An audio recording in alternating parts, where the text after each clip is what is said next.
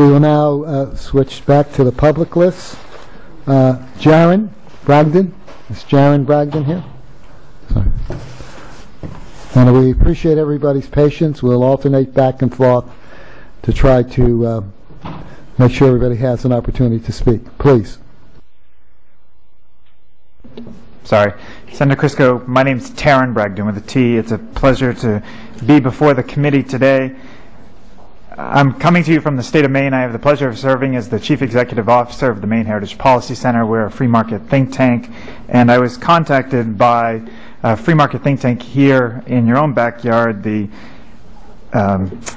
Yankee Institute, and their executive director, Fergus Cullen, who's a friend of mine, who asked me if I would come and testify on this issue because I've been involved in health care policy analysis for the last 14 years, and my printed testimony has some of my background, which I won't go into right now. Why I wanted to testify before you is Maine has a very public, lots of disclosure, file and approve process similar to the one being outlined in SB 194. And before I will go into some of the outcomes of that process in our state, I wanted to just highlight some information looking at the Connecticut individual insurance market compared to other New England states. And I know the representative referred to a table I have on page 2 of my testimony, because I think it's very important.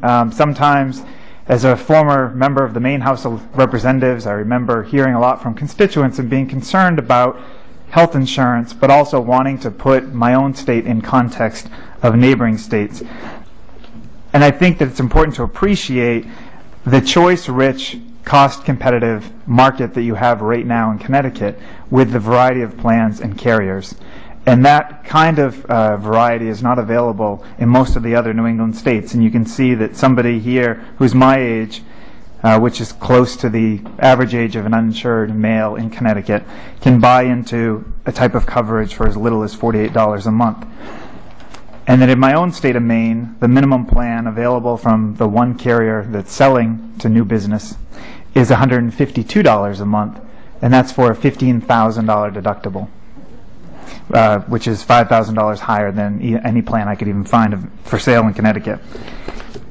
Very quickly, I want to just outline 5 different things that we have seen in our own state as a result of a very contentious file and approve process that has been less based on the science and the actuary behind it.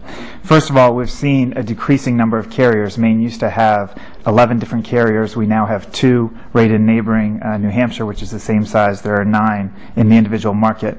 We've also seen a dramatic decline in our individual market, going from 90,000 covered lives in the early 90s to less than 29,000 today with traditional health insurance. In fact, the only plan that's increasing in our individual market is a mini-med plan, which I don't think is probably anything that we'd be recommending for any of our constituents. We've also seen plans come completely off the table as a result of the last rate approval increase. There was below trend. So the approval granted by the superintendent was below trend, and such that there's now no health savings account eligible plan for sale in the individual market, which means for the 29,000 people with an average deductible of $7,500 in our market, there's no way for them to use pre-tax dollars to pay for these huge out-of-pocket medical expenses because of a standard that was this premium wasn't reasonable, but it was below trend. Lastly, it's also limited the ability of new products to come available. Our products in our market, because it's such a long approval process over 6 months, the only plans available vary by deductible in $1,000 and $5,000 increments. So there's very little opportunity for consumers to go from a slightly higher deductible for slightly lower premium. You're going in very, very large steps and a very long process that creates a lot of unpredictability. In closing, I would just encourage you to consider the experience of Maine in our very contentious, very public, lots of disclosure, file and approve system. We've seen some outcomes that I don't think are positive for consumers, and I would be very cautious with adopting some of those same characteristics that are within Senate Bill 194. And I'd be happy to answer any questions that you have.